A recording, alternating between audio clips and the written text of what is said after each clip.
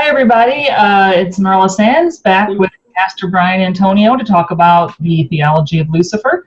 Remember to like and subscribe to this channel and hit that bell notification if you want to know when we upload more things. But for today, we're going to talk about creation goddesses and chaos, because in season 2, well, technically very into season 1, when Lucifer comes back from hell, he reports with much fear in his eyes that Mom has escaped from hell. Lucifer, who escaped hell?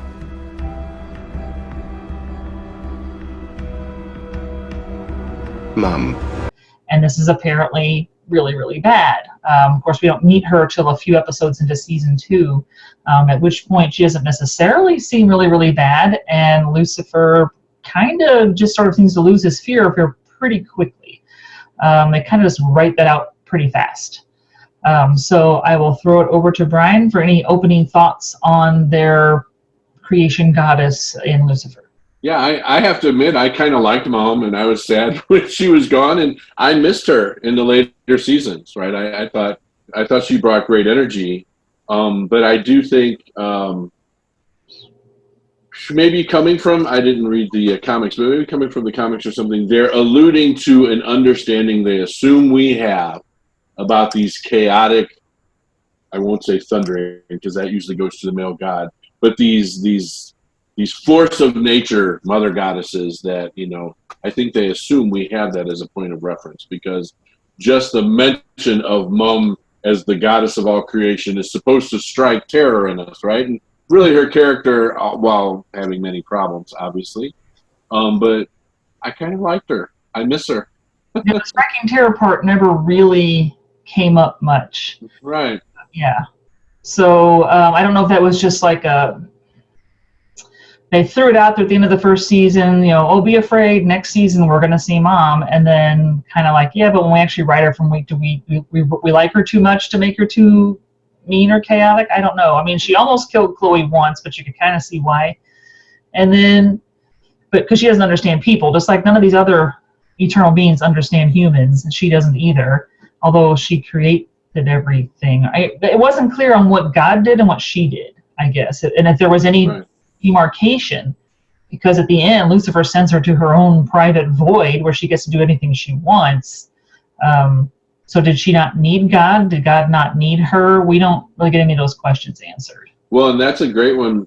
I mean, with as we anticipate God entering embodied into the season coming up, I would love to see some of that resolved and some of that explained, what's going on with the two of them.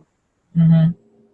And with mythology stories, there's usually one or the other was first, and we don't really get that here. We don't really know what's going on with it. And it's outside the Judeo-Christian reference, really, although we can talk to some ways that Judeo-Christianity drew from it and then have evolved their own. I point out all the time, Catholics don't worship saints. They ask them to pray with them. They imitate them. But we've kind of gone over with Mary, kind of put her in that mother God space, in the lack of a mother god in Catholicism, even though not technically so. So, that dualism is so natural in humanity. So it's very interesting. Yeah, I'm going to reference this book a bit, so I'll show it the people who are watching, Yahweh and the Gods and Goddesses of Canaan, where they mention that the wife of El, Canaanite god El, is Asherah, not Yahweh, but that later El and Yahweh kind of get conflated, and then Yahweh has this consort named Asherah, but as you can see the later writings in the Old Testament, Asherah then becomes more of a cultic figure and less of a goddess. So you have these verses that still to this day say, if you're looking in the original, Yahweh and his Asherah, but they don't mean a goddess, they mean the cultic objects that are in his temple. And you have El, Elohim, Elyon, you have all those Canaanite names, within the Hebrew Bible all the time. And I will just put in my plug for Common Archaeology. It's a pretty large agreement now that most of Judaism grew up right alongside what we would call the Canaanites, and it was only a later distinguishing through their practices that separated them, but really they were one people. Yes, there may have been a tribe or two that were part of that Egyptian exodus, but really archaeology tells us that all the way back through history, it's the same people. So it's really only theologically that they created a new culture and separated themselves. So of course it makes sense that those gods, and throughout, I mean, to the time of Jesus, we still have the Samaritan split. We still have those same followers of those Canaanite gods up on, you know, the mountains in Samaria. So yeah, definitely very closely tied together. I also want to throw out, because you're probably better at this, Lilith comes up in here, and I know Lilith's not the creator goddess, but I feel like Lilith falls in there, at least for us Christians that don't know the whole Lilith thing very well. And so I feel like she gets conflated in there, maybe in the way you're talking about, like Asherah becoming a Astarti kind of a thing. You know, I'm not sure.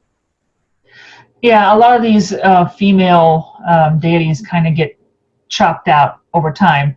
And so it's interesting to see how the little places where they're still left in there and they haven't quite managed to chop them out entirely, you know, that you still have these sort of references to them. But as a part of the Christian tradition, we don't really see this creation goddess, yet we see her in Lucifer. So in Lucifer, she apparently is supposed to be really scary. She shows up. She doesn't necessarily seem that scary. She's just kind of clueless, because she complains once about that humans are, you know, what they eat with their mouths open, and they can't stop complaining about gluten or whatever gluten is, you know. And it's like, well, you're the creation goddess, so you don't know what gluten is. I mean, you know, we're not clear on what she knows, what she doesn't know, and what she created exactly. She sleeps with my boy Daniel, so she's got good taste. You know, Okay, all right. Of course, then she's gonna apparently like explode and destroy everything, because you can't contain a creation goddess in a human body for very long, okay, in this mythology. So then Lucifer has to send her off.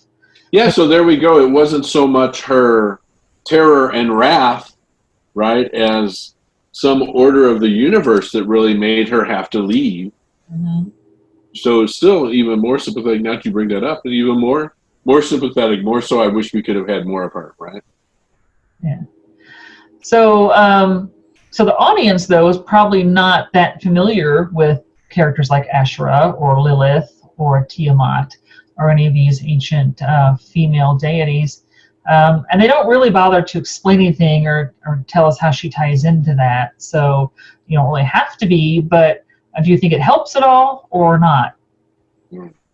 Well, and I agree. That's what I was saying at the beginning. They just kind of assume we know the nature of a mother goddess, right? And what's assumed about that.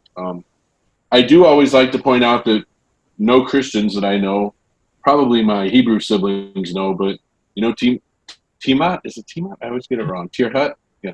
She's in the beginning of Genesis, right? The Tohu Vavohu, when they stole that story of the watery chaos, they actually use a part of her name to describe it from the Zoroastrians or whatever that group is over there. So, I mean, she's there in the Judeo-Christian Bible, but I definitely know Christians don't recognize that at all. Yeah. Pretty esoteric, in other words, pretty esoteric. Yeah. Yeah, there. In this book, he mentions that although, like in the early Hebrew writings, you see El, the god El, having a consort named Asherah. That later this seems to get conflated with Yahweh, where El is the sort of the older guy with a beard sitting on a mountain. But we still kind of have that sort of idea with the Michelangelo creation of Adam kind of figure. But Yahweh is this storm god who's much more chaotic and unpredictable. Which is very Baal-like, right, if you start to get into Canaanites. And has a wife very much like Baal's wife, and has temples. She has temples out there. But then El and Yahweh over time start to get kind of conflated, and then she sort of is the wife of both of them. And then eventually you see in the Hebrew writings where she's not really a deity anymore. It just references her cult objects, which are in Yahweh's temple. So she kind of gets peeled off a little bit at a time in history. Well, and that's important too, because a lot of Judeo-Christians are going to say, well, yeah, because we went monotheistic. But, you know, for a long time in the Hebrew scriptures after Abraham, we're not, well, you and I have talked about these two different words before. I use the word henotheistic, where we're acknowledging many gods, but we say our God, Yahweh, is the best God. And you had another word for it, which I forgot. Yeah. And so don't think that that's happening just because we went monotheistic, because it took a long time for Judeo-Christians to become monotheistic. So all that mixed up with Canaanite gods is all going on and all active and changing. And there was never purity as much as all those rules and practices called for them, right? The reason you have so many calls for purity is because people weren't following it. They were mixing with their Canaanite cousins all the time. Right, and they still have a lot of these Babylonian gods, and some of the Babylonians have borrowed them from the Sumerians, other people. There's a line in Ezekiel, like God is taking, I think it's Ezekiel, around the city and showing him all these things that Jews are doing wrong. And one of them, he takes them to one of the gates of the city, and the women are tearing their hair over the death of Tammuz. And Tammuz was Dumuzi, who was originally a Sumerian goddess or god who, he was actually combination of two gods, because even by the time we see him in Sumerian writing, he's both the god of shepherds and the vegetation god that dies in the fall and is reborn in the spring. So he seems to already, by the time we get writing, to be a mixture of two earlier deities at the very least. But here's God showing Ezekiel around the city, and he's still being worshipped by Hebrews too, and God's not happy about that. So there's all these gods around that people believe in and have little shrines to, and the God of Abraham is sort of like in a war, I guess, to try to make sure he comes out on top throughout the scriptures. Well, at least the priests who want to hold the corner of the market on worship of God, right? Once you come into their temple for their God, right, and paying them. But it's interesting you brought up Babylon, and that is important because, as we have discussed before, they're coming, when all this gets written down, they're coming out of exile in Babylon, and they're deciding they're the most Jewish Jews, and then pretty quickly they get overtaken by the Greeks, and they want to distinguish themselves from the Greeks as well. But by the time of Jesus, the Jews are reading their scriptures in Greek. Right? They're mostly reading them in Greek, in the Septuagint, right? So those influences are all still going on. And really, it's about the whole Samaritan Judean thing is purely about which temple you go to, right? Mm. And the temple Jews in Jerusalem don't want you going up to Mount Gerizim. They want you coming to, Mount Moriah. Right, and buying their temple animals and exchanging your money for their temple money, and And they retain some of the sexual fertility, sympathetic ritual magic that most cultures have. And one of the ways the Jews had distinguished themselves was being very kind of tough on sexuality, right? And so that was one way they were able to distinguish themselves, which is why a male god without that feminine sexuality that they didn't trust probably dominated. Yeah, because almost everybody else has a couple, right? So even like El had Asherah, and then later Yahweh had Asherah before she gets kind of peeled off. But Zeus has Hera, and all the Egyptian gods had, well, not all of them, maybe not Khnum, but most of them had wives, and you get this male-female duality, right? But not with this God of Abraham. Eventually, by the time of Jesus, there's a male God, and that's it.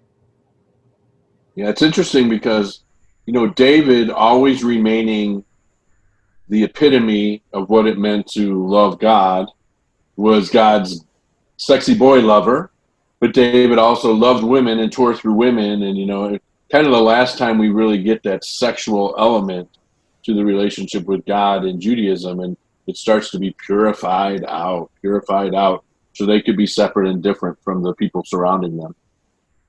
Well, it's one way to maintain your group, right?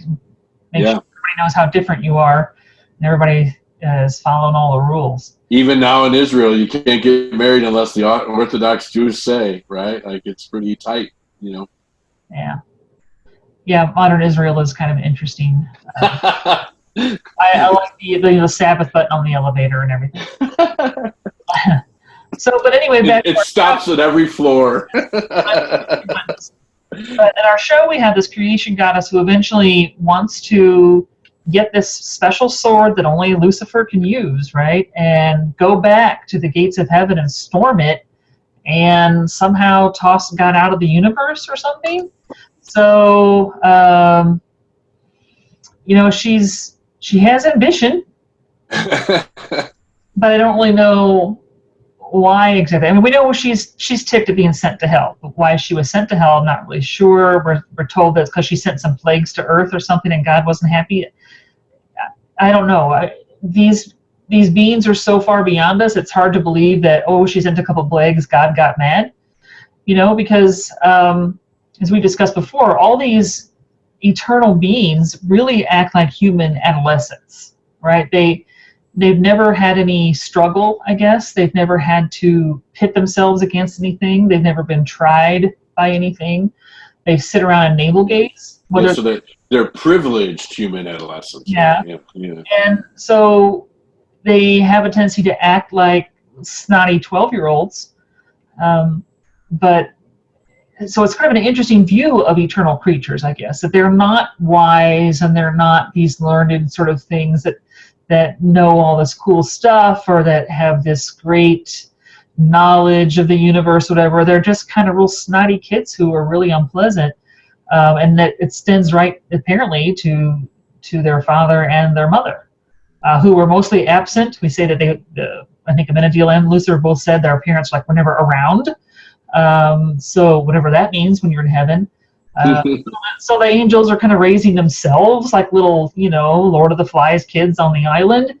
It's an interesting view of eternity, that there's a lot of very immature creatures just sort of like tormenting each other, including the parents. Well, I mean, I think that humanizing of the gods, right, as our worst selves, really. Yeah, I mean, that to me, that's consistent with Greco-Roman. That's just our Western culture, that our gods, represent our lower selves sometimes. The survival of the fittest, the strongest. I do think it's interesting when you say that they're always scared about what Daddy's going to say or do, even though Daddy doesn't seem to ever say or do anything. And they said, "Oh, beware of Mom," but boy, they could talk to Mom, they could argue with Mom, they could disagree with Mom, which it's very human, right? We all revere Mother. Well, many of us revere Mother, but we certainly are willing to wrestle and argue with Mother and not fear the loss of unconditional love there. Okay, any further thoughts on creation goddesses to put in here? I just think it's a little esoteric and unexplained, the way they dropped Mom in and pulled Mom out. And I say bring Mom back for season 5 because I miss Mom. What bothers me a little bit is that we never really known why he got kicked out, So the fact that he says, "You just stood there and watched me get kicked out, Mom, and I, never could forgive you for that," or whatever. It's like, but now she wants to storm the gates of heaven, and I'm not clear on her motives, I guess. Kind of. And if she can get kicked out, what was she going to do to stop him from getting kicked out? I mean, one presumes she wouldn't have any more power than him with that. Yeah. I don't know. All right. So that's another episode of Infernal Intercourse. Hit like and subscribe and a little bell notification, and we'll see you next time. Bye-bye. Bye-bye.